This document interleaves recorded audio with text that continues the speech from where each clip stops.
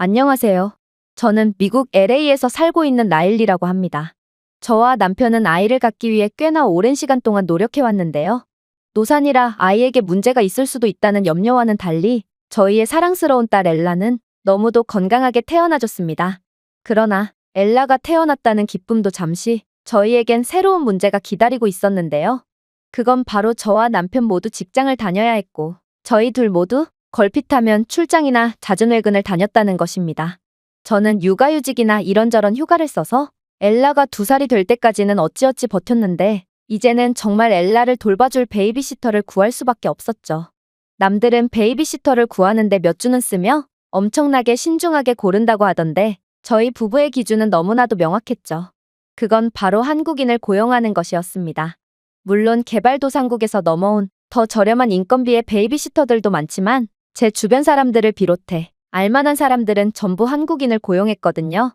제 주변 사람들은 한국인은 자신의 아이든 남의 아이든 그저 아이라면 그 누구보다 소중히 여기고 책임감도 무척이나 강한 사람들이기에 한국인 베이비시터를 고용한 것은 엄청나게 만족스러운 경험이었다고 말했죠.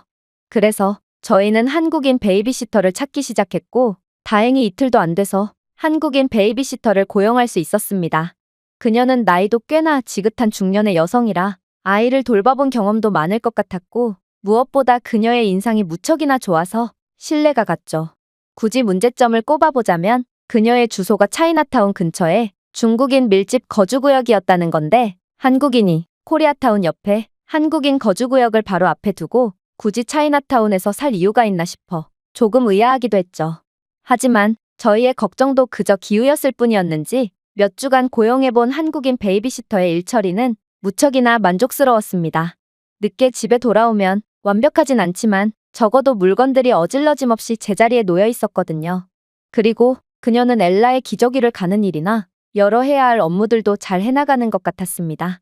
하지만 이러한 신뢰가 의심으로 바뀌기까지는 3주가 채 걸리지 않았습니다. 한국인 베이비시터를 고용한 직후부터 엘라의 엉덩이 주변으로 자꾸만 발진이나 여러 피부병 등이 생겼고 건강도 급속도로 악화되기 시작했거든요. 저와 남편은 혹시나 해서 엘라를 위해 달아둔 아이용 CCTV를 확인해봤고 이 한국인 베이비시터의 일하는 모습을 본 저희는 정말 경악을 금치 못했습니다. 일단 그녀의 하루 일과는 하루 종일 TV를 보거나 집에 가져다둔 간식들을 축내는 것밖에 없었는데요. 돌보라는 아이는 방치해두고 음식은 어찌나 먹어대던지 그녀는 마치 절대로 손해를 보지 않으려는 듯 배부름을 참으면서도 음식을 입에 넣더군요. 그리고 그녀는 저희 부부가 퇴근할 시간이 됐을 때쯤이 돼서야 모든 일을 몰아서 처리하기 시작했는데요. 그녀가 어지른 쓰레기로 집이 난장판이 되었는데도 그저 서랍 밑이나 침대 밑 등 안 보일 만한 곳에 대충 처박아둘 뿐이었고 심지어 엘라가 기저귀에 볼일을 봤는지 엄청나게 울어대는데도 무시한 채 TV 보기만 열중했습니다. 그리고 저희 부부가 집으로 돌아올 때쯤 기저귀를 갈아줬죠. 그래서 엘라의 건강이 악화되었던 것이고 피부병의 정체도 바로 이 때문이었습니다. 이뿐만이 아니었어요. 충격적이게도 그녀는 엘라에게 밥을 먹일 때도 음식을 칼로 썰다가 그대로 칼로 찍어서 엘라의 입속으로 쑤셔 넣었는데 2살짜리 어린아이가 다치면 어쩌려고 그런 미친 짓을 하는 건지 저는 베이비시터를 가만두지 않겠다며 노발대발하는 남편을 겨우 말려야 했습니다. 그렇게 저희는 모든 증거를 확보한 채 다음날 출근한 베이비시터에게 CCTV를 확보했으니 내일부터 나오지 말라고 통보했습니다. 그러나 그 한국인 베이비시터는 오히려 역정을 내더군요. 당신들 음침하게 CCTV로 나를 감시하고 있던 거야? 이거 불법인 거 알지? 당신들을 절대로 가만두지 않겠어. 말을 마친 그녀는 정체불명의 언어로 엘라에게 소리를 친 뒤 문을 박차고 나가버렸습니다. 그녀가 정확히 무슨 말을 했는지는 알아들을 수 없었으나 적어도 그녀가 어린 엘라에게 저주를 퍼부었다는 것쯤은 쉽게 알 수 있었죠. 한국인은 아이를 사랑하고 책임감이 넘친다고 들었는데 이건 완전히 정반대였고 저는 한국인에 대해 무척이나 실망스러운 감정을 가지게 되었습니다. 그리고 이 사실을 주변 사람들에게 알렸죠. 그러자 주변 사람들은 대체로 한국인이 그럴 리가 없다며 의아해하는 반응을 보이더군요. 심지어 한 명은 제 말을 진지하게 듣더니 그건 한국인이 아니라 중국인일 거라고 말하는 게 아니겠어요? 실제로 자신의 지인도 한국어를 유창하게 구사하는 중국 내 소수민족을 한국인인 줄 알고 고용했다가 귀중품을 도둑맞고 아이도 방치되었다는 말을 해줬습니다. 그리고 그 중국 소수민족 사람의 특징을 들어보니 제가 고용했던 베이비시터와 똑같더군요. 저희는 중국인에게 속아 한국인이 아닌 한국어만 할 줄 아는 중국인을 고용했던 거였습니다. 솔직히 이쯤 되니 그냥 한국인이고 뭐고 돈을 조금 더 줘서라도 미국인을 고용하고 싶은 마음이 굴뚝 같아졌습니다. 하지만 주변 사람들의 한국인 칭찬이 너무나도 압도적이었기에 속는 셈 치고 다시 한국인을 구해봤죠. 그렇게 이번에 연락 온 한국인도 중년의 여성이었는데요. 그러나 일전의 중국인과 달랐던 점이라면 이 한국인은 얼굴에 큰 흉터 자국이 있었다는 거였습니다. 남편은 엘라가 두려워할 것 같다며 다른 사람을 구해보자고 했지만 저는 뭔가 이 여성에게 믿음이 갔습니다. 왜냐하면 이 여성을 보다 보니 평생을 주부로 살며 저희 남매를 위해 희생해주신 저희 엄마가 떠올랐거든요. 그녀의 손은 습진투성이에 바쁜 삶을 살아서인지 신발은 밑창이 다닳고해져 있었죠. 저는 남편에게 이 여성을 한 번만 믿어보자고 말했고 그렇게 한국인 베이비시터와 저희 가족의 인연은 시작됐습니다. 하지만 한국인 아주머니는 출근 첫날부터 저희 가족과 충돌하게 되었는데요. 제가 퇴근하고 돌아오니 주방은 이상한 썩은 냄새로 가득했거든요. 저는 깜짝 놀라서 이게 무슨 냄새냐고 물었는데요. 이 한국인 베이비시터는 엘라의 피부병이 너무 심해서 한국의 전통 발효 음식인 청국장을 끓여봤다며 청국장을 먹으면 분명 괜찮아질 거라고 말하는 게 아니겠어요? 솔직히 제가 한국인도 아니고 청국장은 난생 처음 들어봤을 뿐만 아니라 이런 압도적인 냄새도 처음이었습니다. 그래서 통 믿음이 안 갔죠. 하지만 청국장 재료를 전부 자신의 사비로 부담하는 그녀의 모습에 왠지 모를 신뢰감이 가더군요. 그리고 아이라는 표현 대신 엘라라고 정확히 말해주며 하루 만에 제 딸의 이름을 기억해주는 그녀를 보고 저는 그냥 그녀를 믿어보기로 했습니다. 물론 남편은 아이에게 썩은 음식을 먹이는 게 말이 되냐며 아무래도 불안해서 안 되겠다고 말했는데요. 그는 지금이라도 늦지 않았으니 베이비시터를 교체하자고 주장하더군요. 하지만 저는 그녀에게 한 달만 시간을 주자고 말하며 남편을 달랬죠. 어쨌든 그날 이후 남편은 한국인 베이비시터를 통 못 믿겠는지 매일 밤 CCTV를 확인하며 별일 없었나 확인했는데요. 그러나 그의 바람과는 달리 한국인 베이비시터는 늘 모범적으로 일을 처리해갔습니다. 중국인들처럼 일을 미루지도 않았고 미국 음식도 먹이되 중간중간 한국 음식처럼 보이는 요리도 해주며 엘라를 정말 친딸처럼 돌봐줬죠.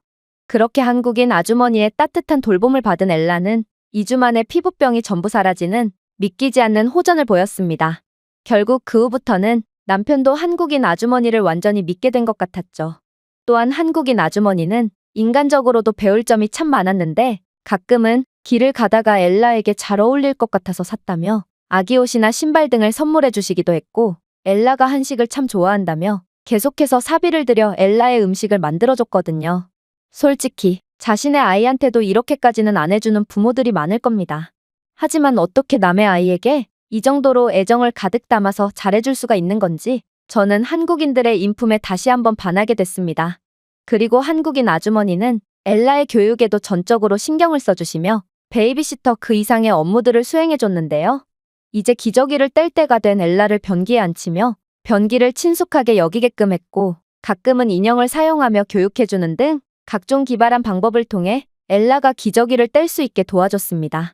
사실 저희 부부는 기저귀를 뗄 때가 됐는데도 아직도 기저귀가 없으면 볼일을 보지 못하는 엘라에게 조급함을 느꼈고 가끔은 엘라를 다그치기도 했는데요. 그리고 그럴 때마다 엘라는 당황해하며 용변을 참는 최악의 모습을 보였죠.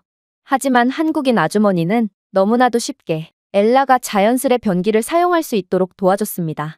아마 한국인들은 아이를 좋아하는 만큼 육아법도 엄청나게 과학적이고 체계적인 모양이었죠. 어디선가 한국인들의 IQ는 전 세계 최고 수준이라고 들은 것 같은데 이렇게 어렸을 때부터 최고의 교육을 받다 보면 자연스레 머리가 좋아질 수밖에 없을 것 같다는 생각도 들었습니다.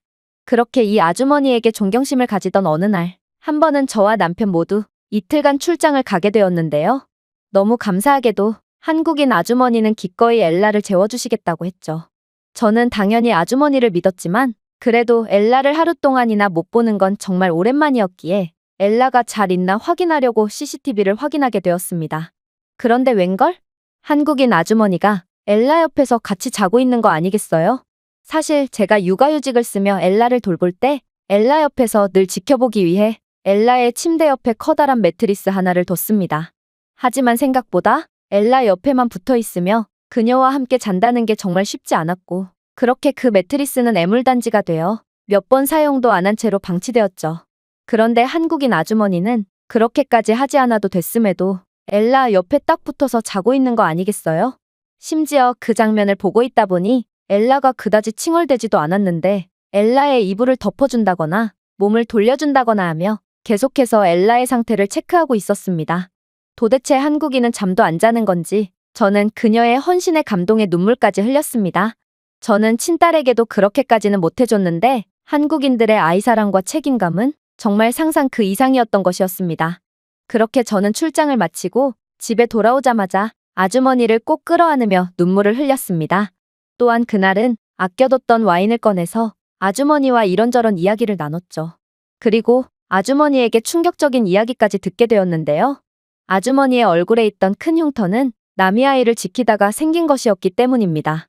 늦은 밤 아이를 먼저 재우고 옆에서 잠을 청하던 아주머니는 갑자기 인기척이 들어 잠에서 깼고 있어야 할 아이가 없어졌다는 것을 확인했다고 하는데요. 문이 열려 있는 걸 보니 아이가 몰래 밖으로 나간 모양이었고, 그렇게 문 밖으로 따라 나가 보니 들개 한 마리가 아이를 공격하려 했다는 거 아니겠어요?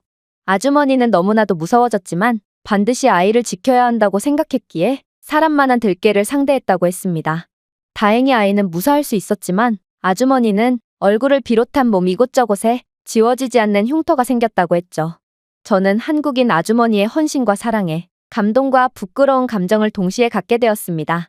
만약 저였다면 아주머니처럼 주저없이 몸을 던질 수 있었을까요? 솔직히 친자식이 그런 상황에 놓였어도 주저했을 것 같았죠. 그렇게 저는 왜 한국인들이 머나먼 미국 땅에서도 인정받고 있는지 확실히 이해하게 되었습니다. 이들은 뭔가 차원이 다른 사람들이라는 생각이 들었죠. 어쨌든 저와 남편은 긴 상의 끝에 아주머니께 인상된 급여 등의 파격적인 조건을 다시 제의해볼 계획인데요. 한국인 아주머니가 엘라의 데모로서 늘 엘라를 지켜주셨으면 좋겠습니다. 이 외국인의 글은 여기까지입니다. 한국인 베이비시터의 행동에 충격을 받았던 미국 부모의 사연이었습니다. 제가 준비해온 내용은 여기까지입니다. 끝까지 시청해주셔서 진심으로 감사드리며 여러분들의 구독과 좋아요, 알림 설정은 영상 제작에 큰 힘이 됩니다. 이상 세모튜브였습니다. 여기 교통사고 트라우마로 고통을 받고 있는 여성이 있습니다. 그녀는 자려고 눈만 감으면 가위에 눌리기 일쑤였고 이제는 헛것까지 보여서 힘든 삶을 스스로 포기하려 했다고 하는데요. 하지만 한국의 토종견 삽살개와 인연을 맺게 되면서 믿기 힘든 경험들을 하게 되었다고 합니다. 그렇다면 그녀는 대체 무슨 일을 겪은 것인지 자세한 내용 살펴보도록 하겠습니다. 영국 여성의 사연입니다. 안녕하세요. 저는 영국 브라이튼에서 살고 있는 빅토리아라고 합니다. 저는 몇 년 전에 일어난 사건으로 인해 엄청난 트라우마를 겪어야 했고 이제는 더 이상 버틸 자신이 없어서 죽음을 결심했는데요. 하지만 그 순간 제 소중한 보물을 만나게 되어 새 삶을 살 수 있게 되었습니다. 그리고 제게 새 삶을 선물해준 귀중한 보물은 다름 아닌 한국의 토종견인 삽살개입니다. 일단 저는 그저 평범한 버스 운전사였는데요. 저는 영국에서 몇 없는 여성 운전사이기에 많은 관심과 응원을 받기도 했죠. 그러나 불행은 순식간에 찾아왔어요. 그날도 별다를 것 없이 운전을 하던 중이었는데 고속도로에 예기치도 못한 곳에 차량이 정차되어 있는 거 아니겠어요? 나중에 알고 보니 렌터카로 음주운전을 하던 중국인 관광객이 도로 한복판에서 사고를 냈고 그 사고는 연쇄추돌로 이어져 예기치 못한 곳에 차량이 정차되어 있는 거였습니다. 문제는 제가 운행하는 차량이 대형버스였다는 거였고 저는 급하게 브레이크를 밟았지만 제 앞에 있던 조그만 차들을 깔아뭉개고 그대로 돌진할 수밖에 없었습니다. 그래서 여러 운전자가 그 자리에서 즉사해버렸죠. 이 사고에 대해 저는 법정에서도 무죄 판결을 받았고 유가족들도 제게는 아무런 감정이 없다며 어쩔 수 없는 사고였다고 말했지만 이 일은 제게 엄청난 트라우마로 남게 되었습니다. 운전대를 더 이상 잡지 못하게 된 건 기본이고 그날 이후로 저는 매일 밤 가위를 눌려서 잠을 한숨도 잘 수가 없었습니다. 눈만 감으면 피해자들의 비명소리와 그날의 사고가 되풀이됐고 저는 서서히 미쳐갔죠. 정신과에서도 제게 별다른 치료를 해줄 수 없었는데 오히려 정신과에서 주는 약을 먹을수록 저는 일상생활을 더더욱 이어나갈 수가 없었습니다. 그렇게 1년을 폐인처럼 지내니 그동안 모아둔 돈은 전부 거덜났고 사회로 복귀할 수 있을 거라는 희망마저 점점 사라져갔죠. 그리고 잠을 못 자서 만성피로가 걸렸고 헛것까지 보이기 시작했어요. 상황이 여기까지 악화되었을 때 저는 삶이 곧 지옥이라는 사실을 인지했고 고통스러운 생을 스스로 마감하려고 했습니다. 그렇게 목숨을 끊기 위해 평소에 먹던 수면제를 훨씬 더 많이 받아오던 어느 날, 저는 떠돌이 개 한 마리를 보게 되었습니다. 털이 수북해서 눈까지 가리고 있었는데 그 개의 눈은 차가운 듯 보였지만 뭔가 알 수 없는 충직함과 따뜻함이 느껴졌죠. 그 녀석은 어떤 집 앞에 가만히 앉아서 누군가를 기다리는 듯 보였는데 마침 집 주인으로 보이는 중년의 여성이 나와서 떠돌이 개에게 말하더군요. 가라고. 우리는 이제 너를 키우지 않을 거야. 저 멀리 버렸는데도 어떻게 알고 자꾸만 찾아오는 거야? 그녀의 말로 짐작해보건대 아마 이 개는 유기된 개인 것 같았습니다. 그리고 이 개는 자신이 버려졌음을 알면서도 전 주인인 그 여성을 보고 연신 애처로운 눈빛을 보내고 꼬리를 흔들고 있었죠. 저는 이 개의 처량한 신세가 마치 저와 같다는 생각을 했습니다. 저는 살기 위해 정신과도 다니고 갖은 노력을 다했지만 트라우마는 저를 놔주질 않았거든요. 저는 이 개에게 운명 같은 끌림을 느꼈고 무슨 생각이었는지 그 여성에게 말을 걸었어요. 이 개, 제가 대신 키울게요. 대신 이 개가 어떤 개인지만 알려주세요. 그렇게 알게 된 이 개는 한국의 토종견인 삽살개였습니다. 그리고 이름은 코리아의 뒤철자를 딴 리아였죠. 이 집의 딸은 한국 드라마에 푹 빠졌고 어떻게 알았는지 한국의 토종견인 삽살개를 키우고 싶다길래 잘 알아보지도 않고 무작정 데려온 모양이었어요. 하지만 막상 데려와 놓고 보니 귀신 잡는 개라는 명성에 걸맞게 털에 가려진 눈빛이 너무나도 매서웠고 딸이 이 개의 눈빛을 너무 무서워하길래 할 수 없이 버리게 되었다고 했죠. 하지만 차를 타고 수십 분을 나가서 버리고 와도 삽살개는 자꾸만 길을 기억하고 찾아와서 곤란하던 차였다고 하더군요. 자신의 개를 책임감 없이 버리면서도 죄책감 하나 갖지 않는 그녀의 모습에 저는 혐오감을 느꼈고 그렇게 리아를 데리고 저희 집으로 향하려 했습니다. 하지만 리아는 그래도 전 주인이 좋은지 제게는 눈길조차 주지 않았고 집 앞에서 꼼짝을 안 하더군요. 저는 리아가 제게 마음의 문을 열 때까지 기다렸고 그렇게 꼬박 날을 새고 아침이 돼서야 리아는 제게 마음의 문을 약간이나마 연 것 같았습니다.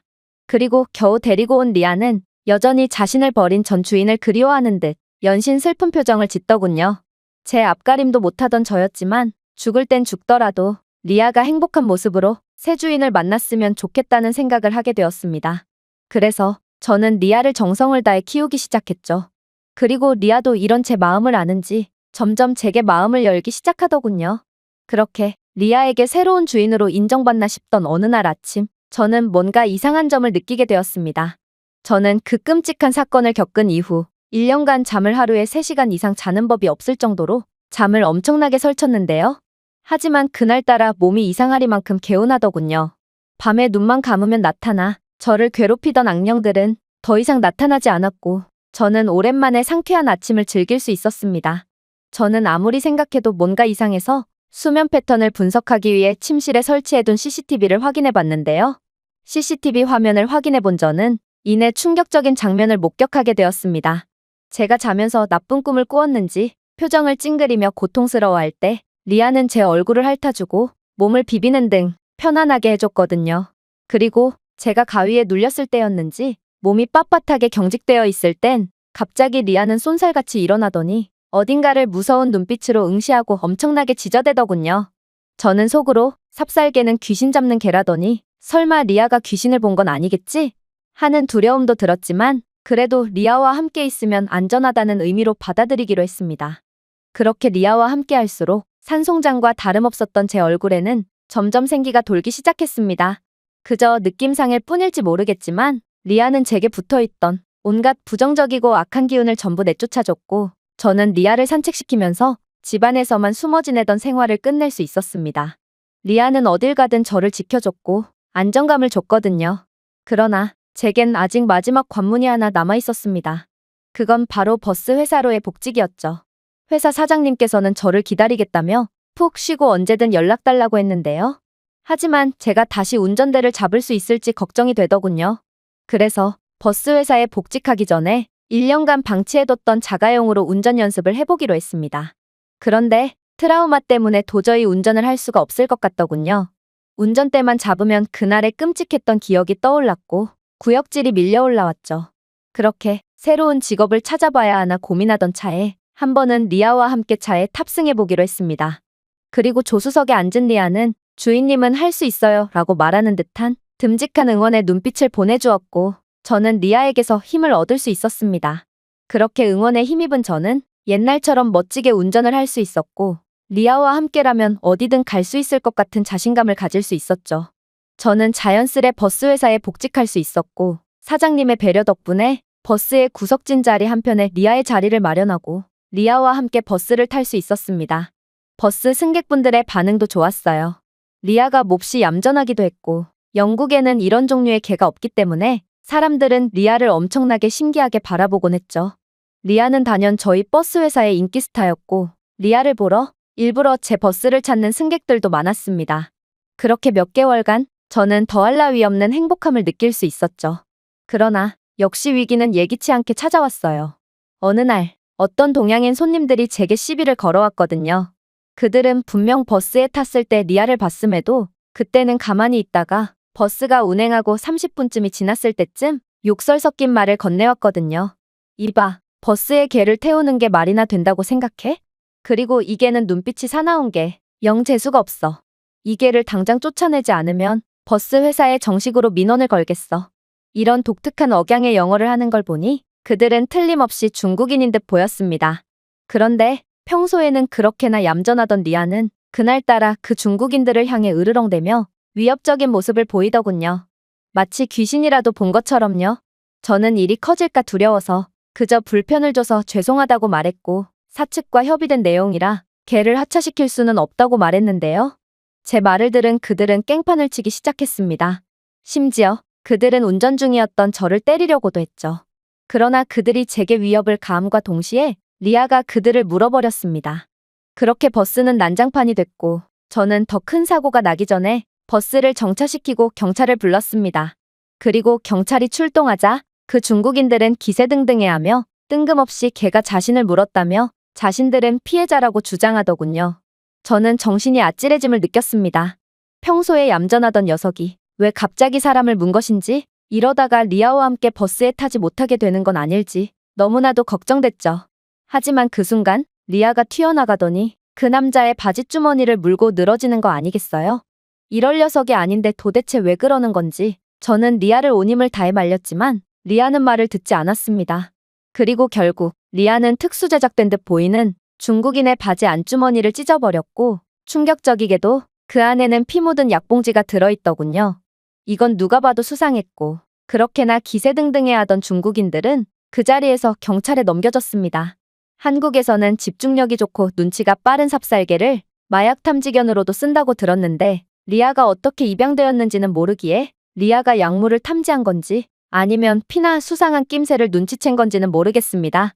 어쨌든 평소와 달랐던 리아의 행동엔 이유가 있었고 나중에 밝혀진 사실이지만 그 중국인들은 영국에서 불법 약물 사업을 벌이는 조직과 연관이 있는 사람들이었기에 그렇게 그들은 줄줄이 엮여서 처벌받게 되었다고 들었네요. 영국은 안 그래도 중국인들의 각종 불법 약물 문제로 많은 골머리를 앓고 있었고 이 사건은 순식간에 영국 전역으로 퍼져나가게 되었습니다. 그리고 삽살개를 다소 생소하게 여겼던 영국인들이지만 이번 일로 많은 영국인들이 삽살개에 관심을 갖게 되었다고 하네요. 독특한 생김새에 똑똑한 능력을 가진 삽살개는 확실히 많은 사람들에게 사랑을 받기에 충분하죠. 혹시 저처럼 혼자 힘으로는 이겨내기 힘든 어려운 상황에 처해 있는 사람이라면 꼭 삽살개를 키워보기를 추천드립니다. 삽살개는 당신의 훌륭한 친구가 되어줄 것이고 기꺼이 당신을 고난 속에서 스스로 나올 수 있도록 도와줄 거예요. 이 외국인의 글은 여기까지입니다. 한국의 토종견 삽살개 덕분에 새로운 삶을 살 수 있게 된 영국 여성의 사연이었습니다. 제가 준비해온 내용은 여기까지입니다. 끝까지 시청해주셔서 진심으로 감사드리며 여러분들의 구독과 좋아요, 알림 설정은 영상 제작에 큰 힘이 됩니다. 이상 세모튜브였습니다. 저는 미국 LA에서 살고 있는 알리아라고 합니다. 저는 이번에 우연히 한국에 방문하게 되었는데요. 한국인들은 제가 살면서 단 한 번도 경험하지 못한 것들을 경험하게 해주었기에 저는 꼭 제 경험을 많은 사람들에게 소개해드리고 싶네요. 일단 저는 흑인이고 다른 흑인들과는 달리 저희 가족은 LA에서도 백인과 동양인이 많이 거주하는 곳에서 살고 있습니다. 아빠는 제가 다양한 경험을 하며 제가 원하는 진로를 찾길 바라셨거든요. 물론 아빠의 이러한 결정은 너무나도 감사했지만 미국에서 흑인의 삶은 그렇게 순탄치만은 않았습니다. 미국은 겉으로는 인종차별을 금지하고 있지만 아직도 알게 모르게 인종차별은 존재하거든요. 예를 들면 분명 손님이 하나도 없는 식당임에도 흑인인 제가 들어오면 예약이 다 찼다는 거짓말을 하며 입장을 거부한다든지 자리도 많은데 일부러 냄새나는 화장실 옆자리에 배정해준다든지 하는 일 등은 너무나도 비일비재합니다. 택시를 탈 때도 마찬가지죠.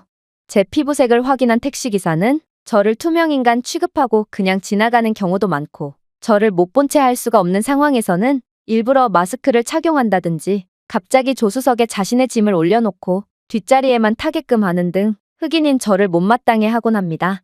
이렇듯 항의를 하기도 애매한 보일 듯 안 보이는 인종차별은 미국 전역에 만연해 있죠. 하지만 그중 최악은 단연 동양인들이었는데요. 거기서도 한국인들의 차별은 너무나도 노골적이었죠. 백인들은 그래도 눈치라도 보며 은근슬쩍 차별적인 행동을 했지만 한국인들은 저를 대놓고 무시했거든요. 제가 아까 말했다시피 제가 사는 곳에는 동양인들도 꽤나 많이 살고 있습니다. 아무래도 LA에는 코리아타운과 차이나타운이 있어서 그런 것 같았죠. 저는 아버지의 영향을 받아서 한식을 무척이나 좋아하고 한식당에도 자주 들르곤 하는데요. 그런데 한식당에는 유독 불친절하고 무례한 직원들이 많더라고요. 그들은 제 피부색을 보더니 못마땅한 표정으로 응대하고 메뉴판을 던지듯 내려놓는 경우도 다반사죠. 그리고 앉은 지 5분도 안 되었는데 나가라고 눈치를 주는 경우도 많았습니다. 그들은 백인 친구들과 함께 왔을 때는 깍듯하더니 저만 오면 유독 무례하게 대하더라고요. 아무래도 한식당을 중국인이 운영하지는 않을 테니 한국인은 흑인을 참 많이도 싫어하는 듯 싶었습니다. 또한 길가에서도 마찬가지였어요. 저를 보며 더럽다는 듯 코를 막거나 그들만의 시끄러운 언어를 주고받으며 저를 혐오스럽다는 듯 쳐다보는 사람들은 전부 동양인이었거든요.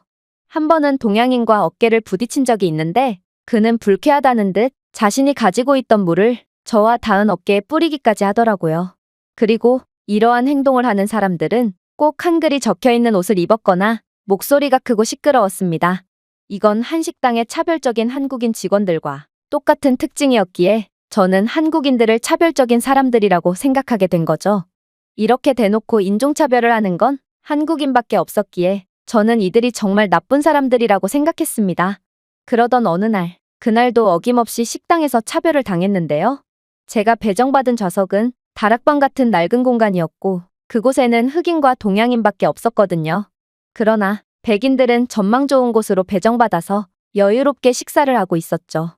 저는 체념한 채 빨리 식사를 마치고 나가려고 했으나 어떤 동양인 한 명이 맹렬하게 화를 내는 거 아니겠어요? 그는 유창한 영어를 사용하며 왜 분위기 좋은 곳은 백인들만 있게 하고 우리는 이런 곰팡이가 가득한 곳에 모아놓냐며 따졌죠. 그리고 그의 논리적인 주장에 그렇게나 거만 떨던 직원들은 반박도 못한 채 부랴부랴 그에게 사과를 하고 자리를 바꿔줬습니다.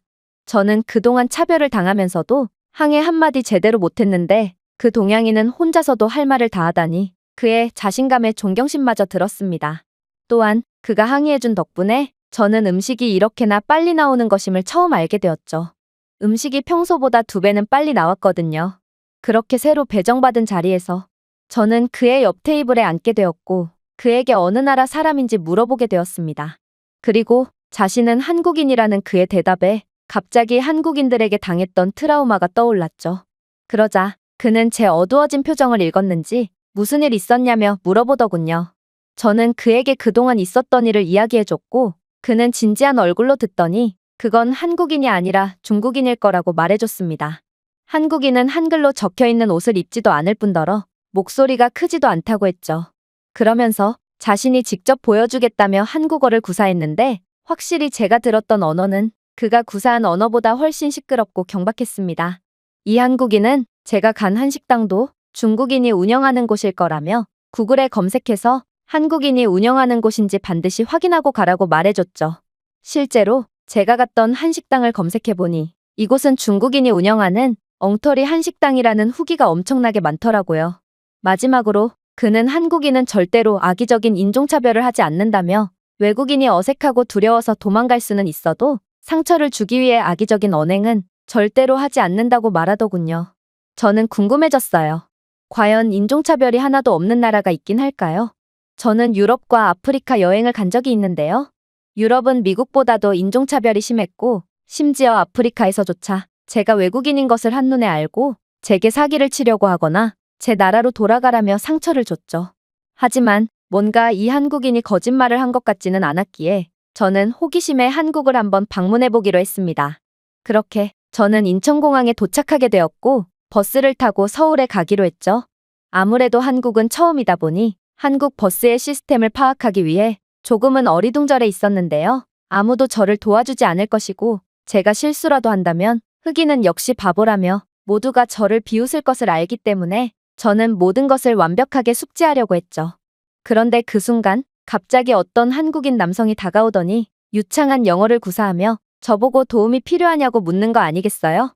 솔직히 저는 당연히 이 남자가 제게 사기를 치려고 하는 줄 알았습니다. 제 미국에서의 경험을 떠올려 보자면 제가 청하지 않는 이상 아무도 흑인인 제게 먼저 도움을 주지 않거든요. 물론 도움을 요청해도 거절당하는 경우도 다반사고 말이에요. 하지만 그 남성은 교통카드 구매부터 해서 제가 탈 버스까지 전부 소개해주더니 좋은 여행 되라는 말만 남기고 그대로 택시를 타고 떠나버리는 거 아니겠어요? 저는 무척이나 당황스러웠습니다.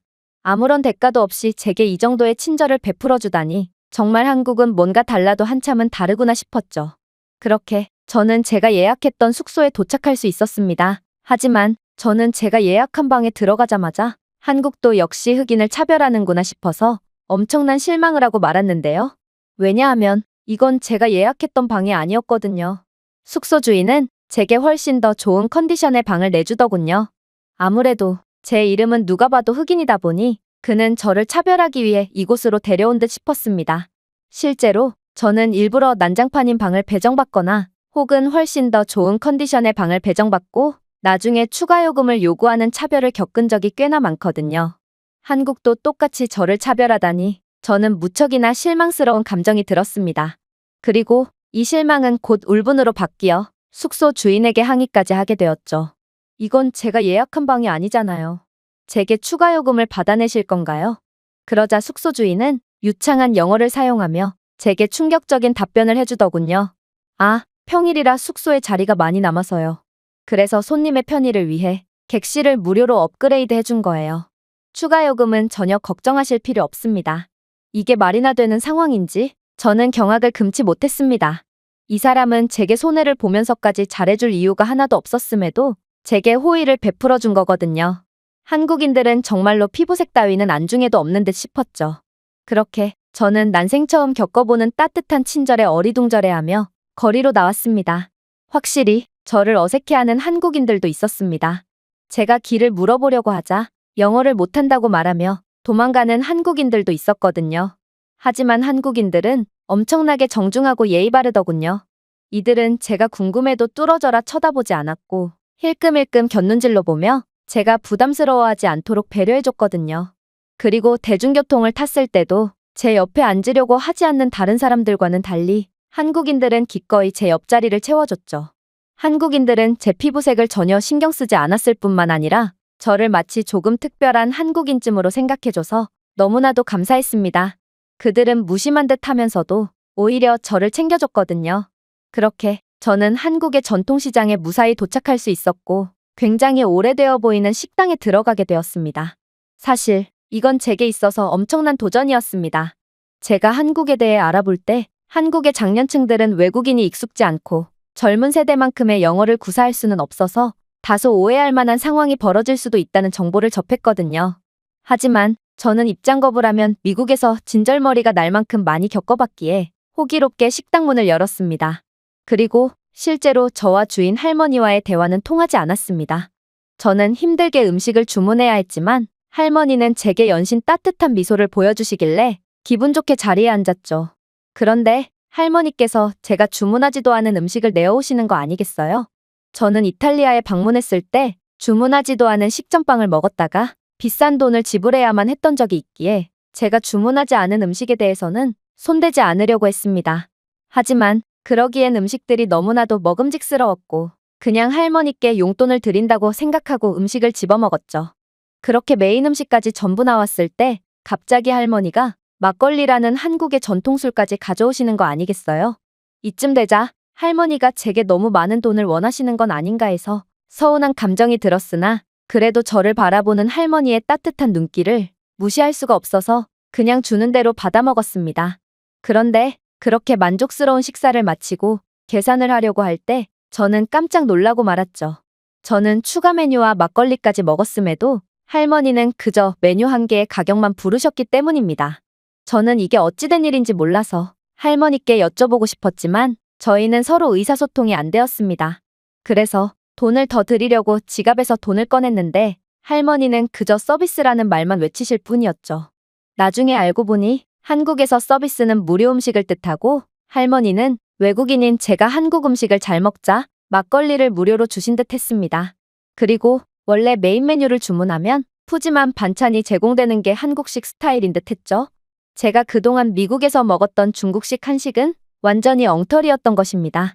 어쨌든 저는 주인 할머니께 돌아가신 친할머니의 느낌을 받았고 그렇게 할머니께 감사의 고개를 숙이고 숙소로 돌아왔습니다. 한국은 제가 흑인이라고 차별을 하기는커녕 오히려 자국민보다 훨씬 더 잘 대접해줬고 늘 친절하고 따뜻한 대우를 해줬습니다. 저는 그간 중국인을 한국인으로 오해했다는 것에 대해 엄청난 죄책감이 들었고 미국에서 힘든 생활을 하고 있는 제 가족들을 전부 한국으로 데려와서 한국인들의 따뜻한 마음씨를 느끼게 해주고 싶다는 생각이 들었습니다. 이 외국인의 글은 여기까지입니다. 한국에서 많은 호의를 받았던 미국 여성의 사연이었습니다. 제가 준비해온 내용은 여기까지입니다. 끝까지 시청해주셔서 진심으로 감사드리며 여러분들의 구독과 좋아요, 알림 설정은 영상 제작에 큰 힘이 됩니다. 이상 세모튜브였습니다. 여기 한 영국 여성이 울분을 토하고 있습니다. 후진국 한국으로 가라는 말씀이세요? 그건 너무 가혹하잖아요.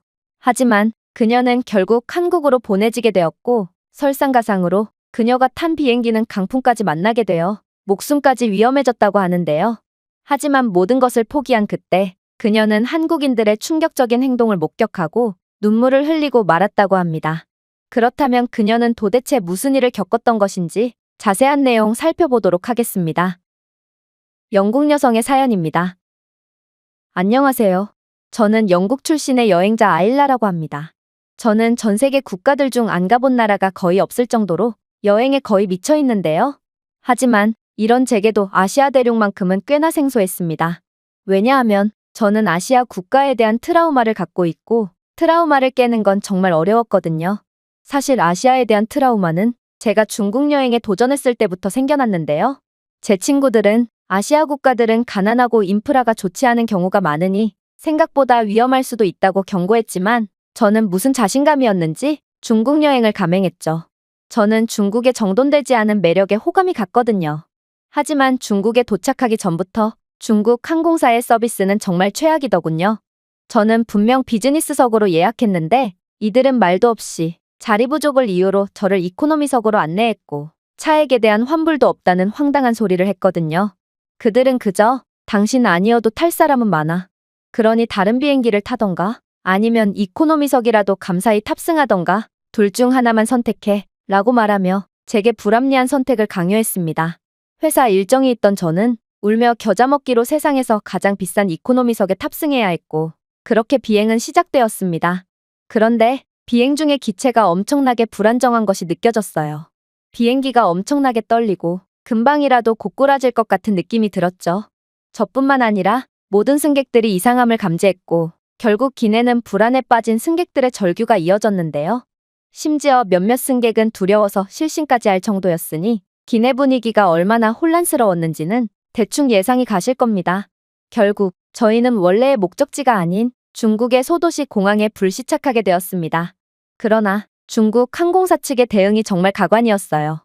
이들은 어떠한 보상도 하지 않겠다고 선언했고 전혀 예상치 못한 공항에 오게 된 승객들에게 아무런 안내조차 하지 않았거든요.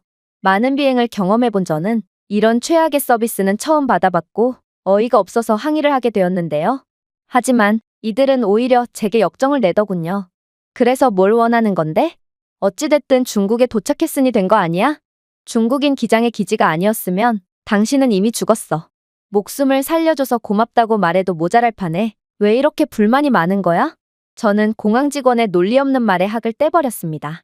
저희는 안전하게 목적지에 도착할 권리가 있음에도 목숨은 건졌으니 됐다는 항공사 측의 논리는 정말 할 말을 잃게 만들었거든요.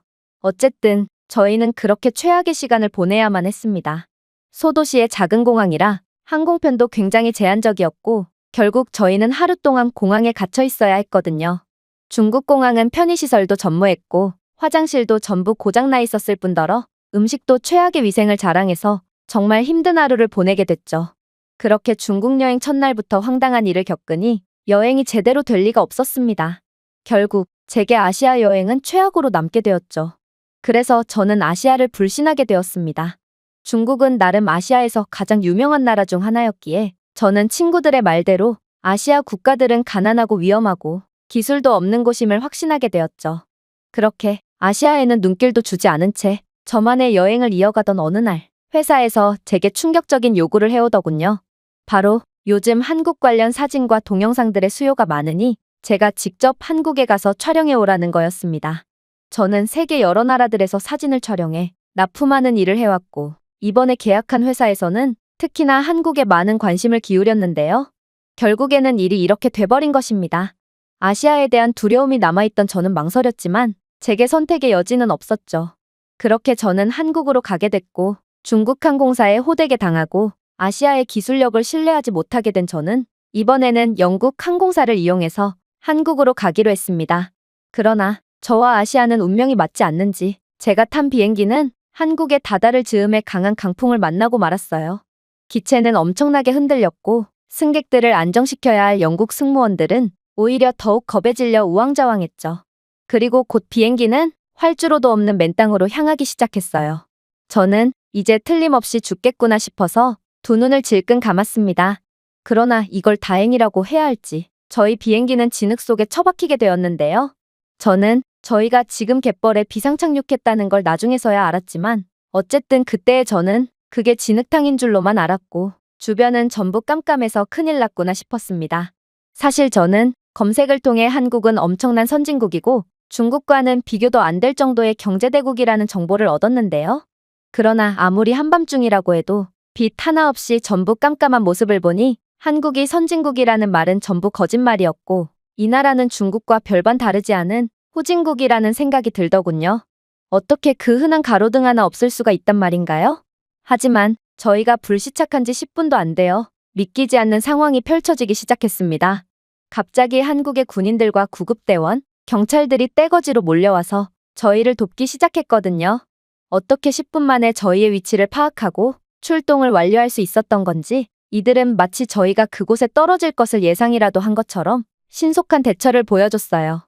이건 소방서 코앞에서 불이 나도 30분 이상은 지나야 소방차가 도착하는 영국과는 전혀 달랐던 엄청난 위기 대응 능력이었습니다.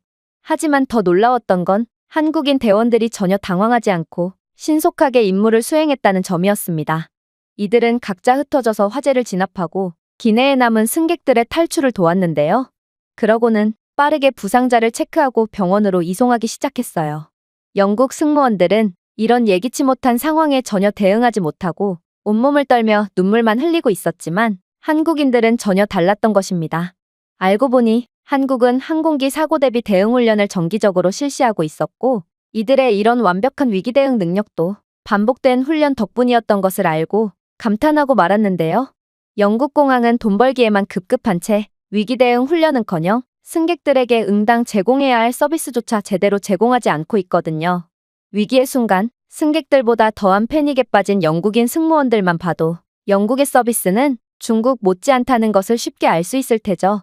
어쨌든 저는 한국인 대원들을 따라 진흙탕을 빠져나갔고 저는 그제야 저희가 갯벌에 비상착륙을 했고 이곳이 갯벌 한가운데였기 때문에 어둠만이 가득했던 것임을 알아챘습니다. 그러나 그렇게 한국인 대원들을 따라 도착하게 된 인천공항에서 저는 곧바로 충격적인 장면을 목격하고 경악을 금치 못하게 되었는데요. 왜냐하면 인천공항은 마치 공상과학 영화 속에서나 나올 법한 요새처럼 정말 모든 인프라를 갖추고 있었기 때문입니다. 중국 공항은 동네 구멍가게만도 못한 수준이었고 영국 공항도 정말 필수적인 것만 구비해놨을 뿐 편의성 측면에서는 낙제 수준이죠. 왜냐하면 영국 공항에서 제대로 된 식사를 하려면 택시를 타고 수십 분이나 이동해야 하고 끼니나 대충 때우려고 해도 툭하면 영업을 종료해버리니 공항에서 뭘 할 수 있는 게 없거든요. 하지만 인천공항은 고급스러운 식당과 카페 등의 각종 편의시설을 갖추고 있었을 뿐만 아니라 숙박시설과 샤워시설, 휴게시설 등이 완벽한 상태로 운영되고 있었습니다. 전 세계 웬만한 공항들은 전부 경험한 저였지만 이런 압도적인 공항은 처음이라 저는 그저 입이 떡 벌어진 채 경악을 할 수밖에 없었죠. 그러나 저희 갯벌난민들은 또다시 위기에 처하고 말았습니다.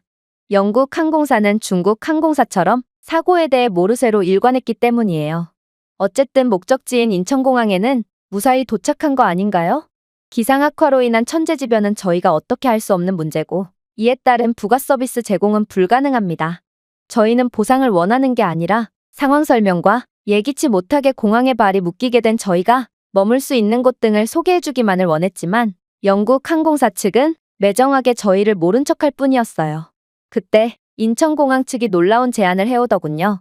사실 공항 측은 저희에게 친절을 베풀 만한 이유가 전혀 없었음에도 한국인 공항 직원들은 난민처럼 꾀죄죄한 채로 대기하고 있던 승객들에게 1대1로 붙어서 유창한 영어로 상황을 설명해주고 호의를 베풀기 시작했습니다.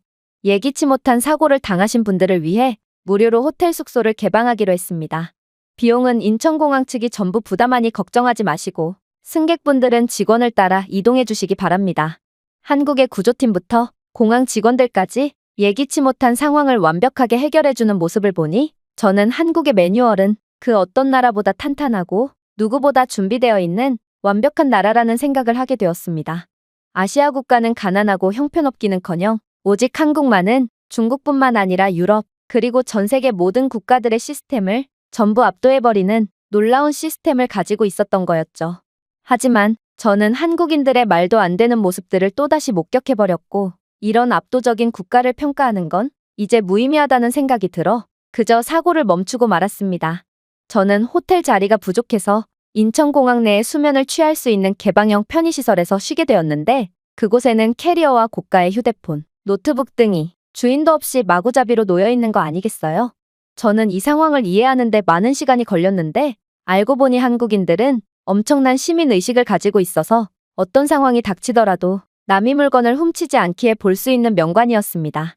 따라서 한국인들은 고가의 휴대폰을 두고도 세면실에서 세안을 하고 오고 노트북을 두고 화장실에 다녀오며 대놓고 캐리어를 내팽개치고 깊은 잠에 빠져 있는 거였죠. 저는 이런 한국인들의 시민의식을 보고 쇠고리로 묶어놓은 제 캐리어를 풀어버렸습니다. 영국이었으면 묶어놓은 캐리어도 자는 틈에 훔쳐갔을 테지만 한국은 제가 경험했던 모든 나라들에서 단 한 번도 볼 수 없었던 모습을 보여줬고 저 또한 이들의 아름다운 문화에 동참해보고 싶었거든요. 저는 한국의 놀라운 서비스 덕에 최악의 밤이 될 뻔한 그날 밤을 잘 마무리할 수 있었고 다음날 아침 여전히 공항 이곳저곳에 내팽개쳐져 있는 주인 없는 캐리어들을 보고 이것들을 모조리 사진으로 남겨뒀습니다. 한국인들의 남의 물건을 손대지 않는 우수한 문화는 그 어떤 장엄한 풍경보다 멋있었거든요. 한국은 경제적으로도 문화적으로도 시스템적으로도 모든 선진국들을 압도하는 최고의 나라이며 제가 감히 이런 나라를 과소평가했다는 사실이 너무나도 창피해집니다. 이 외국인의 글은 여기까지입니다. 한국 공항에서 믿기지 않는 서비스를 제공받게 된 영국 여성의 사연이었습니다. 제가 준비해온 내용은 여기까지입니다. 끝까지 시청해주셔서 진심으로 감사드리며 여러분들의 구독과 좋아요, 알림 설정은 영상 제작에 큰 힘이 됩니다. 이상 세모튜브였습니다. 여기 한 미국 여성이 한국 남성에게 핀잔을 주고 있습니다. 아니, 남자가 돼서 주먹 한 번 내지르지 못하고 맞고만 있다니 완전 바보 아냐? 그러나 며칠 후 진정한 위기가 닥쳤을 때 한국 남성의 행동을 본 미국 여성은 깜짝 놀라 주저앉고 마는데요. 그렇다면 이들에게는 대체 무슨 일이 있었던 것인지 자세한 내용 살펴보도록 하겠습니다. 미국 여성의 사연입니다. 안녕하세요. 저는 미국 엘파소 출신의 라일리라고 합니다. 저는 미군 출신으로 부대에서 꽤나 인정받는 여군이었는데요. 저는 죽고 싶을 정도로 힘들었던 훈련소도 마쳤고 본격적으로 복무했을 때는 엄청난 사격 실력으로 유명했기에 제겐 많은 기회가 주어졌죠. 하지만 저는 세계 일주라는 꿈이 있었고 그 꿈을 이루기에는 군인이라는 직업의 제약 조건이 너무나도 많았기에 결국 저는 군대를 전역하고 세계 여행에 도전해보기로 했습니다. 그러다가 저는 영국으로 여행 갔을 때 지금의 제 한국인 남자친구인 성진을 만나게 되었는데요. 사실 많은 사람들이 영국은 신사의 나라고 부유할 거라 생각하는 경우가 많은데 잉글랜드 외곽의 빈민가 쪽으로 가면 엄청나게 위험한 놈들이 많죠. 재수없게도 저 또한 빈민가 근처의 해변으로 향하다가 잉글랜드 양아치 놈들을 마주하게 되었습니다. 정확히 말하면 성진을 겁주고 있는 놈들을 발견한 거지만 말이에요. 사실 그때는 처음 보는 그가 당하건 말건 제가 신경 쓸 바는 아니었기에 저는 그저 못 본 채 하고 그 자리를 뜨려고 했습니다. 하지만 뭔가 이상했어요. 성진은 키가 190cm에 체격도 엄청나게 다부졌는데 무기 하나 없는 말라깽이 잉글랜드 촌놈 3명에게 당하고만 있는 게 이해가 안 됐거든요. 그리고 그런 성진에게 뭔가 알 수 없는 매력을 느끼기도 한 저는 그 잉글랜드 놈들에게 다가갔습니다. 어이 잉글랜드 촌놈들, 불쌍한 동양인을 괴롭히면 안 되지. 저도 알고 있습니다. 아무리 군대에서 많은 실전 훈련을 거친 저였지만 성인 남성 3명을 상대하는 건 무리라는 것을요. 하지만 저는 제가 존경하는 선임이 알려준 필살기를 기억하고 있었습니다. 바로 낭심을 걷어차고 한 놈만 죽어라 패면 나머지 놈들은 쉽다는 걸 말이에요. 저는 제게 욕을 하며 다가오는 놈의 낭심을 걷어차고 부대에서 배웠던 복싱으로 그를 마구잡이로 패버렸습니다. 그러자 의리 없는 두 놈은 괴물 같은 년이라며 욕짓거리를 하고 달아나 버리더군요. 성진은 제게 고맙다며 인사를 건넸는데 그의 눈에서는 아까 일에 대한 두려움도 전혀 없었고 제 복싱 실력에 대한 놀라움도 없었어요. 보통 여자인 제가 복싱 실력을 보여주면 대부분의 남자들은 놀라서 경악을 금치 못하는데 성진만은 달랐던 것입니다.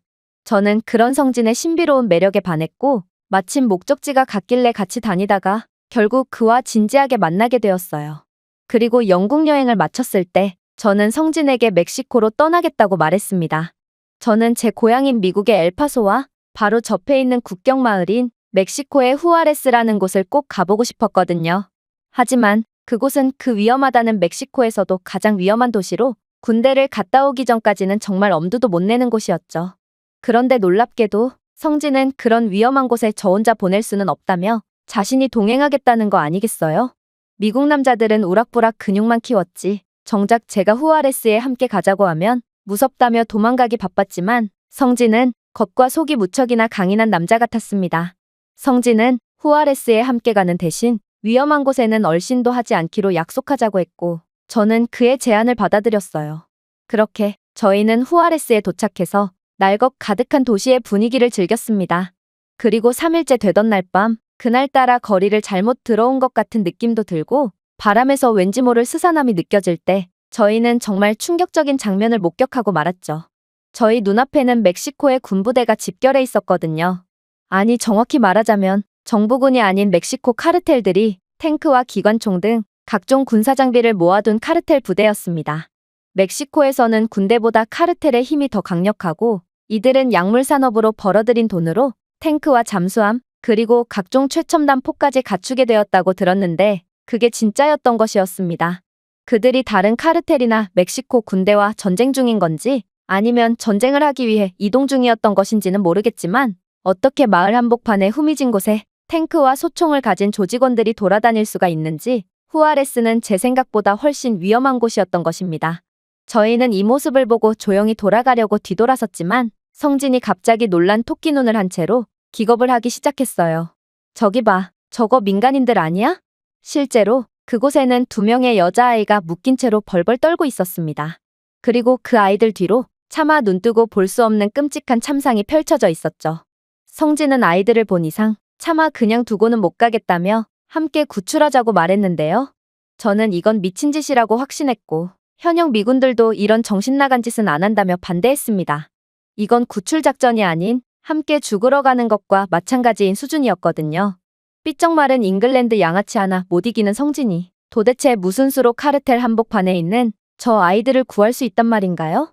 하지만 성진의 고집은 대단했고 저희는 아이들을 구출하러 가게 되었습니다. 저는 성진의 뒤에 붙어 카르텔 부대 깊숙한 곳으로 침투했는데요. 그런데 그를 따라갈수록 성진에 대한 제 의구심은 증폭되기만 했어요. 그는 미군 출신인 저보다도 치밀한 은원패 실력을 자랑했고 저보다 앞장서서 유리한 자리를 점하며 목표를 향해 돌파해 나갔거든요. 그리고 그의 자세는 프로보다도 더욱 전문적이었습니다. 어쨌든 그렇게 아이들에게 다가가서 군대에서 히스패닉 출신 전우에게 잠시나마 배운 짧은 스페인어를 사용하며 아이들을 안심시킨 뒤 빠져나가려던 찰나 조직원들이 갑자기 움직이기 시작하는 거 아니겠어요? 그들의 작전이 시작된 건지 아니면 저희의 존재를 눈치챈 건지는 모르겠지만 확실한 건 저희의 빠져나갈 구멍이 사라졌다는 것이었습니다. 저는 패닉에 빠졌지만 성진은 이때도 무서우리만큼 침착했어요. 그러고는 방금 전까지만 해도 거리를 활보한 듯 시동이 켜진 채 대기하고 있던 탱크를 보더니 일단 여기에 숨자고 말하더군요. 그렇게 저희는 탱크에 숨었고 성진은 아직도 할 일이 남았는지 탱크에 탑승하지 않고 어디론가 달려나가더군요. 이윽고 쾅소리와 함께 불길이 치솟았고 조직원들은 떼거지로 나와서 소리가 난 곳으로 이동하기 시작했습니다. 그렇게 정신없는 틈을 타서 성진이 탱크에 탑승했고 놀랍게도 그는 탱크를 모는 법을 아는지 탱크를 조작해서 조직원들을 따라 이동하기 시작했습니다. 그러고는 이동하는 척하면서 중간에 갓길로 빠져버렸죠. 순식간에 이들에게서 빠져나온 성진은 전속력으로 탱크를 몰고 도망치기 시작했는데요. 저는 너무나도 궁금해져서 그에게 도대체 무슨 일을 저지른 거냐고 물어봤습니다. 그리고 저는 성진의 대답을 듣자마자 온몸에 소름이 돋았죠. 성진은 근처에 무반동포를 내려놓고 방심하는 조직원을 발견했고 그대로 주짓수 기술을 사용해서 경동맥을 졸라 기절시켰다고 했는데요. 그리고 포획한 무반동포로 카르텔 임시 거점처럼 보이는 곳 아무 곳을 향해 발사했다고 합니다. 포가 떨어지고 불이 나기 시작하니 모두가 그곳으로 몰려갔고 결국 저희에게 도망갈 틈이 생긴 거였죠. 정말 믿을 수가 없었습니다. 도대체 일반인이 무반동포 쏘는 법은 어디서 익힌 것이며 탱크 운전은 어디서 배운 것인지 군인 출신인 저조차도 소총밖에 못 쏘는데 반해 성진은 말도 안 되는 수준의 무기 전문가더군요. 그가 과거 이야기를 통 안 하기에 그의 과거는 모르지만 저는 그의 다재다능한 능력에 엄청난 아우라를 느꼈고 그가 심상치 않은 사람임을 직감했습니다. 그렇게 탱크가 도저히 이동할 수 없는 좁은 숲길에 도달했을 때 성진은 탱크를 버린 뒤 능숙하게 멕시코의 험난한 풀숲을 헤쳐나가기 시작했습니다. 자신도 충분히 긴장될 텐데 저와 어린아이들 2명을 끝까지 챙기는 성진의 모습에 저는 미국 남자들에게서는 볼 수 없었던 엄청난 듬직함까지 느낄 수 있었죠. 그렇게 숲길을 헤쳐나온 저희는 운 좋게 큰 길에서 차 한 대를 얻어 탈 수 있었고 미국 국경지대로 도망칠 수 있었습니다. 멕시코에서 미국으로 들어가기 위해 엄청나게 터프한 신문을 거쳐야 했지만 어쨌든 저희는 아이들을 구출해서 무사히 미국으로 돌아온 것이죠. 그리고 긴장이 풀린 저는 그 자리에서 주저앉아 눈물을 흘리고 말았는데요. 성진은 그런 저를 꼭 안아주며 역시 미군은 강력하다며 저보고 아이를 구한 영웅이라고까지 말해주더군요. 저는 아무것도 한 게 없는데도 말이에요. 나중에 알고 보니 카르텔에게 납치당한 아이들은 카르텔 통치를 반대하는 후아레스 정치인의 자녀였고 아이들의 부모님은 카르텔에 대항하다가 희생당했고 아이들까지 보복당하려던 찰나에 저희에게 구출되었던 것이었습니다. 현재 아이들은 미국 정부의 난민 심사를 기다리고 있고 아이들의 말로는 저희가 도시 한복판에서 봤던 카르텔들은 자신들에 대한 시민들의 지지율이 떨어지니 날이 밝자마자 시민들에게 겁을 주려고 대기하던 중이었던 거라고 하더군요. 어떻게 이런 무지막지한 멕시코 카르텔들 사이에서 아이들까지 구출해낼 수 있던 건지 저는 잉글랜드 양아치들에게 당하고 있던 성진의 첫 모습과 지금의 모습이 너무나도 달라서 혼란스러웠죠. 그리고 그런 제 마음을 눈치챘는지 성진은 굳게 다물던 입을 열기 시작했어요. 알고 보니 그는 한국 특수부대 중에서도 기밀을 유지해야 하는 중요한 보직에 몸담았다고 했는데요. 그는 6.25 전쟁 참전용사 출신이신 증조할아버지 그리고 베트남전 베테랑이신 할아버지에 이어 아버지 또한 특수부대 출신이라 자신도 국가를 위해 한몸 희생하기로 다짐했다고 했죠. 그러나 그는 작전 중에 반월판에 심각한 부상을 입었고 결국 전역을 택해야 했다고 했습니다. 그는 자신의 임무는 기밀이지만 애초에 일반인들은 그가 수행했던 임무들을 말해줘도 안 믿을 테니 그냥 말을 하지 않았던 거라고 했는데요. 그가 제게 과거를 숨겼던 것도 미국 언론사에서 인터뷰를 하자고 했을 때 거절했던 것도 전부 이러한 이유 때문인 거였습니다. 저는 성진에게 그렇게 뛰어난 군인이었는데 왜 잉글랜드 놈들한테 맞고만 있었냐고 물어봤는데요. 그는 자신이 때리면 그들이 죽을 것 같아서 그냥 돈 몇 푼 주고 말자는 심산이었다고 했습니다.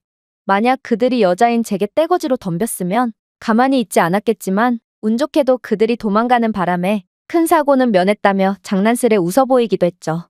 그러나 숙련된 포병이나 전차병쯤은 되어야 다룰 수 있는 군사 장비들을 마치 장난감 다루듯 다루는 그의 모습을 보면 그의 말이 그저 장난만은 아니었다는 것을 알 수 있었죠. 어쨌든 저는 현재 강해 보이는 외면보다 훨씬 강인한 내면을 가지고 있는 성진에 반해 그와 결혼을 준비 중에 있습니다. 어차피 일전의 사건으로 저희는 라틴 아메리카를 갈 수 없게 되어버렸거든요. 세계 일주는 물 건너간 것이죠. 저희는 당연히 미국이 아닌 한국에서 새로운 시작을 하기로 했는데요.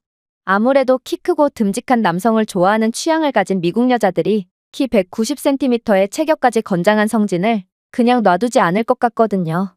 한국에서는 마초 그 자체인 성진의 스타일이 인기가 없다고 하던데 저는 성진의 말만 믿고 한국에서 그와 평생 살아보려고 합니다. 이 외국인의 글은 여기까지입니다. 한국 전역군인의 활약상에 충격을 받았던 미국 여성의 사연이었습니다. 제가 준비해온 내용은 여기까지입니다. 끝까지 시청해주셔서 진심으로 감사드리며 여러분들의 구독과 좋아요, 알림 설정은 영상 제작에 큰 힘이 됩니다. 이상 세모튜브였습니다.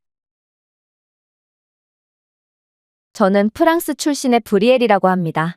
한국은 제가 살면서 느낄 수 있는 가장 큰 희열과 행복을 주었고 저는 한국 덕분에 제 운명과는 완전히 다른 새로운 삶을 살게 되었는데요.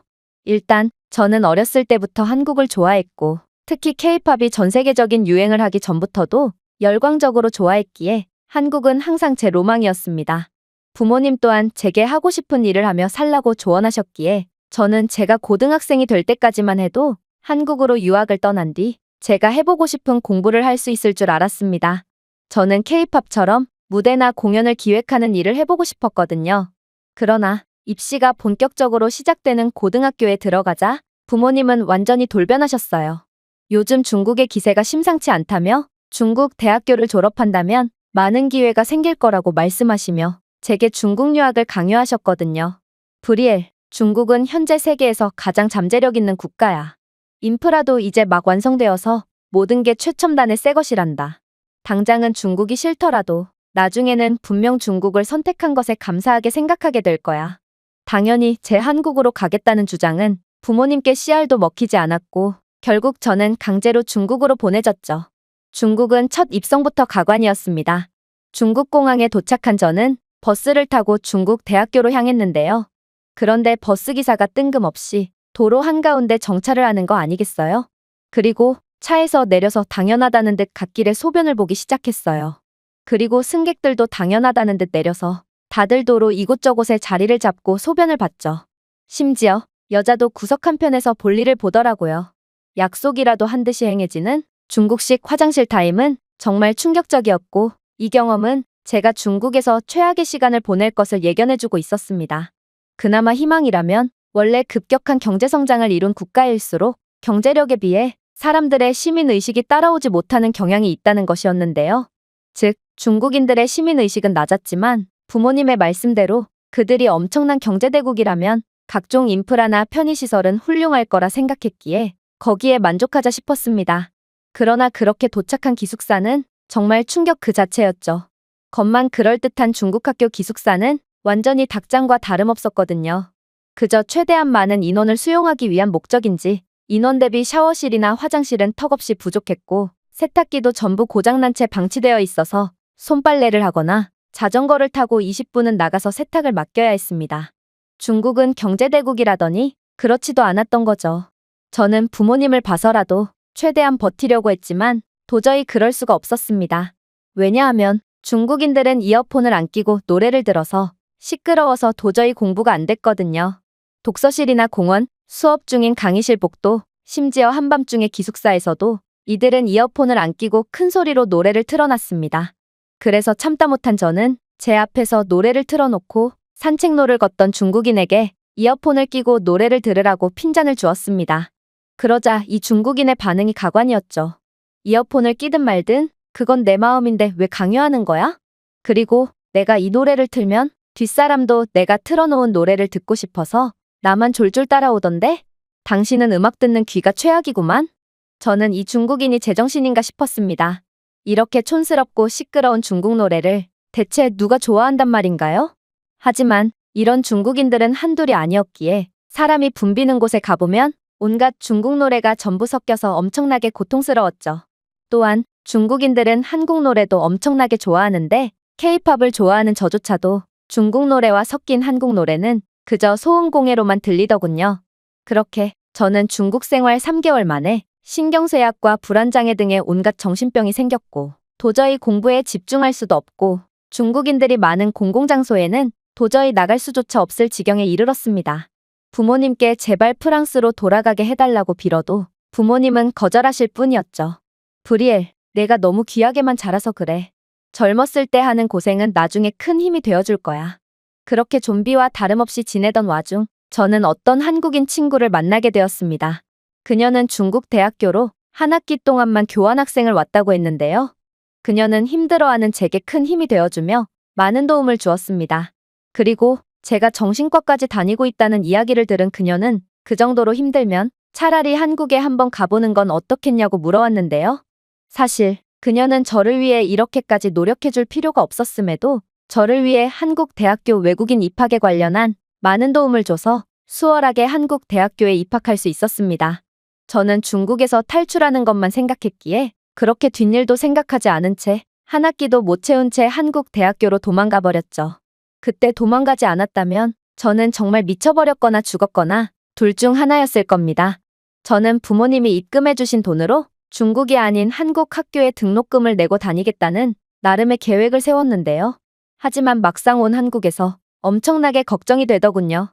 한국도 중국과 마찬가지로 급격한 경제성장을 이룬 국가였고 따라서 한국인들의 시민의식이 중국인들과 마찬가지로 경제 수준에 비해 몹시도 떨어져 있으면 어쩌나 싶었거든요. 제가 K-팝이나 한국 드라마에서 봤던 한국의 고급스러운 이미지가 다소 과장되었을 수도 있다고 생각하니 정신이 아찔해졌습니다.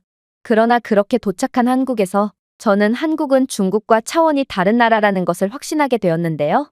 왜냐하면 한국의 기술력은 최고 수준인데 한국인들은 그러한 최첨단 기술력에 전부 적응하고 200% 활용하고 있었거든요. 예를 들면 한국 대학교에서는 모든 것을 휴대폰 하나만 있으면 전부 처리할 수 있었는데 도서관 자리 예약, 출석, 심지어 자료 제출이나 교수님과의 상담 예약까지 전부 휴대폰 하나로 처리하고 있었죠. 한국인들은 그야말로 손 하나 까딱 안 하고 모든 것을 해결하고 있던 것입니다. 프랑스에 있는 제 친구들은 아직까지도 시험 기간 도서관 자리 예약을 위해 줄을 서서 기다릴 뿐만 아니라 교수님들은 매번 목청껏 이름을 부르며 출석을 확인합니다. 하지만 한국은 상황이 완전히 달랐고 이들의 엄청난 기술과 응용 능력은 마치 수기 예약? 그런 건 20년 전에나 했던 거잖아. 지금은 21세기라고. 라고 말하며 저희를 꾸짖는 것처럼 보이기까지 했습니다. 또한 기숙사도 환상적이었죠. 한국은 중국처럼 기숙사를 그저 사람을 어떻게든 우겨넣는 공간으로 여기는 것이 아닌 사람답게 살아갈 주거 공간으로 여기는 듯 했거든요. 실제로 한국에서는 기숙사 인원 대비 화장실이나 샤워실이 넘쳐나도록 많았고 심지어 공용 세탁기도 전부 무료로 개방해두고 있었습니다.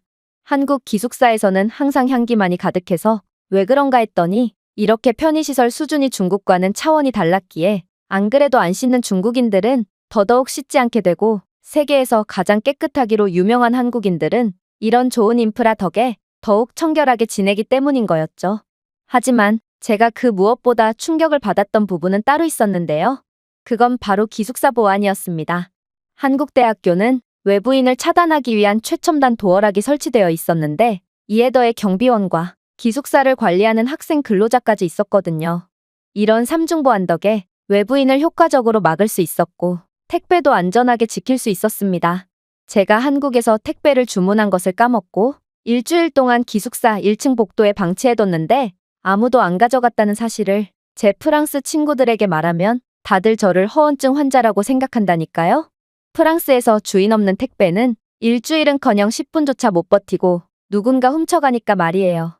어쨌든 중국 기숙사에서는 고장난 도어락과 CCTV 때문에 외부인이 얼마든지 침입할 수 있고 그로 인한 소음과 도난 사건이 너무나도 많이 발생해서 늘 불안감에 가득한 채로 살았지만 한국에서는 정말 집 같다는 느낌을 받으며 안락하게 지낼 수 있었습니다. 그렇게 제가 중국에서 앓게 된 정신병은 한국에서 따뜻하고 친절한 한국인들과 함께 지내며 많이 치유됐죠. 아, 한국인들은 공부도 정말 효율적이고 과학적으로 했는데요. 이들은 자신들끼리 모은 자료를 앱으로 정리도 했고 교수님의 말씀을 녹음해둔 자료를 공유해서 완벽한 공부 자료를 만들더라고요. 이건 서로를 아끼는 마음과 협동이 없으면 절대로 불가능한 공부 방법이었기에 프랑스나 중국에서는 절대로 볼 수 없는 문화이자 공부법이었습니다. 심지어 제가 중국에 있었을 때 자신의 필기를 훔쳐봤다는 이유로 칼부림까지 일어났던 것을 고려한다면 더더욱 그렇죠. 어쨌든 저는 한국에서 우수한 한국인들과 경쟁이 아닌 친구로서 함께 공부했고 그 덕에 많은 것들을 배울 수 있었습니다.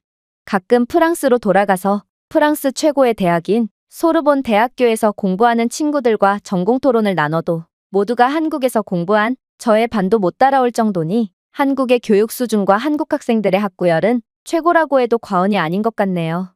물론 제 한국 생활이 순조롭기만 했던 건 아닙니다. 한 번은 정말 숨이 멎을 뻔한 충격적인 일을 겪기도 했거든요. 바로 수업을 가려고 기숙사에서 나서는 순간 저를 째려보고 계신 부모님을 마주했는데요. 부모님께서는 중국 적응을 힘들어하던 제게 프랑스 음식 등의 여러 택배를 보내셨는데 모두 반송되는 걸 보고 이상함을 느끼셨다고 했는데요. 결국 제 친구들을 추궁한 끝에 제가 한국 학교로 도망쳤다는 걸 알아냈다고 했습니다. 저는 부모님께서 그렇게나 화난 모습은 난생 처음 봤고 엄청나게 당황했습니다. 하지만 혼날 땐 혼나더라도 제가 한국에서 잘하고 있다는 사실만큼은 알려드리고 싶더군요. 그래서 학교 기숙사부터 해서 학교 강의실, 그리고 학교 근처 상권까지 전부 보여드렸습니다. 그랬더니 부모님은 경악을 금치 못하시더군요. 브리엘, 여기가 진짜 학교 기숙사가 맞니? 호텔도 이 정도면 5성급은 될 것 같은데. 브리엘, 한국 학생들은 왜 이렇게 다들 점잖고 매너가 좋은 거니? 내가 학교 다녔을 때만 해도 프랑스 놈들은 학교에서 엄청나게 술을 마셔대서 취한 채로 교수와 주먹다짐을 하는 녀석들도 있었는데 이게 정말 학교 상권이니? 프랑스에서는 한 블록마다 길거리에 오줌을 싸는 놈들의 쓰레기 천지인데 한국은 왜 이렇게 깨끗하고 조용한 거니? 결국 학교를 둘러보신 부모님은 한국을 택한 제 결정을 믿어보겠다고 하셨습니다. 그렇게나 깐깐하시던 부모님마저도 한국을 인정한 것이죠. 그렇게 저는 한국에서 열심히 공부했고 좋은 성적으로 학교를 졸업할 수 있게 되었습니다. 현재 저는 K-팝 관련 일을 하지는 못했지만 한국에서 공부한 내용을 바탕으로 서커스 공연을 기획하는 일을 하는 스타트업을 시작하게 됐고 순조롭게 일이 풀리고 있습니다. 반면에 프랑스 부모님들 사이에서 인기였던 자녀를 중국으로 유학 보내는 열풍은 대실패를 거두고 말았다고 하더군요. 일단 중국의 거품 경제가 무너지면서 현지인들조차 취직을 못하니 외국인들은 더더욱 일자리를 구하기 어려워졌을 뿐만 아니라 중국에서의 삶에 익숙해진 몇몇 유학생들은 조국으로 돌아와서도 통 적응을 하지 못하고 있다고 해요. 중국에서는 실내흡연이나 새치기 등이 당연한 것이고 여기에 적응해버린 이들은 조국으로 돌아와서도 똑같이 행동하곤 했거든요. 제가 중국에서 계속 생활했다면 어떻게 변했을지 그때만 생각하면 정말 아찔합니다. 아까 말했듯이 급격한 경제성장을 이룬 국가일수록 경제력에 비해 사람들의 시민의식이 따라오지 못하는 경향이 있지만 한국만은 완전히 예외였고 저는 제게 엄청난 변화를 가져다준 한국에 너무나도 감사한 마음을 가지고 있습니다. 이 외국인의 글은 여기까지입니다. 한국과 중국에서 공부했던 프랑스 여성의 사연이었습니다. 제가 준비해온 내용은 여기까지입니다. 끝까지 시청해주셔서 진심으로 감사드리며 여러분들의 구독과 좋아요, 알림 설정은 영상 제작에 큰 힘이 됩니다. 이상 세모튜브였습니다.